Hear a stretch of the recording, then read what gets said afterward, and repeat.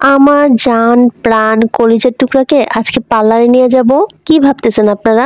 বয়ফ্রেন্ডের কথা বলতেছি? বয়ফ্রেন্ডের চেয়েও আপন একজন, যাকে ছাড়া আমরা একদমই চলতে পারি না।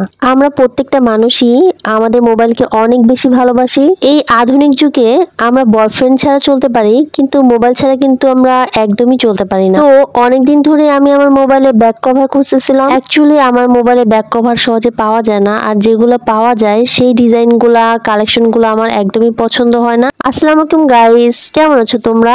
আমি আলহামদুলিল্লাহ ভালো আছি। আমি আজকে তোমাদেরকে এমন একটা দোকানের কথা বলবো যেখানে তোমরা তোমাদের মন মতো ডিজাইন দিয়ে মোবাইলের ব্যাক কভার বানিয়ে নিতে পারবে। তো আমি আমার মোবাইলের ব্যাক কভার খুঁজতে খুঁজতে চলে গিয়েছিলাম তালতলা মার্কেটে। তালতলা মার্কেটের দোতলায় ঢাকা টেলিকম দোকানে আমি আমার মন মতো ব্যাক কভার পেয়ে গেলাম। হামিদ ভাই বলতেছিল আমাকে অনলাইন থেকে যে কোনো ডিজাইন চুজ করতে, তো আমি ডিজাইন চুজ করলাম। আর ডিজাইন চুজ করার সাথে সাথে লাইভ মেশিং এর সাহায্যে সরাসরি 10 মিনিটের মধ্যে আমার ব্যাক কভার তৈরি করে দিল। আর হামিদ ভাই আমাকে এই স্ট্যান্ডটা দেখাচ্ছিল, যেটাতে আপনি লাফালাফি ব্লগিং করলেও এটা কিন্তু স্থিরই থাকবে। তো বাসা থেকে যখন আমার মোবাইলটা নিয়ে যাই, তখন এই মোবাইলটা ছিল এইরকম দেখতে।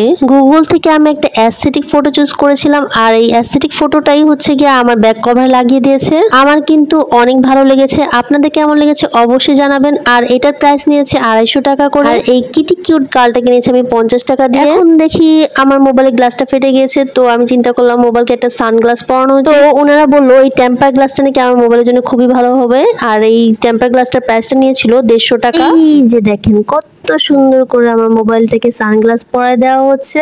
সানগ্লাস পরানো শেষে ভাইয়াটা আমার মোবাইলটাকে একটু নেল পালিশ দিয়ে সাজিয়ে দিচ্ছিল। এমনিতে তো বলি নাই যে মোবাইলকে পার্লারে নিয়ে যাব, এর জন্যই বলছিলাম যে মোবাইলকে পার্লারে নিয়ে যাব। দেখছেন, এখন দেখেন আমার মোবাইলের এই লুকসটা কেমন হয়েছে। তো মোবাইলকে সাজানোর পরে কেমন লাগতেছে অবশ্যই আমাকে কমেন্টস করে জানাবেন। তোমরা যদি কেউ তোমাদের ব্যাক কভারটাকে মন মতো করে সাজাতে চাও নিজের ছবি বা অ্যাস্থেটিক ফটো দিয়ে, তাহলে অবশ্যই ওনাদের পেজে যোগাযোগ করতে পারো। এতক্ষণ ধরে যারা আমার ভিডিওটা দেখতেছো তারা অবশ্যই একটা লাইক, কমেন্টস এন্ড শেয়ার করে দিবে। Thanks for watching, tata.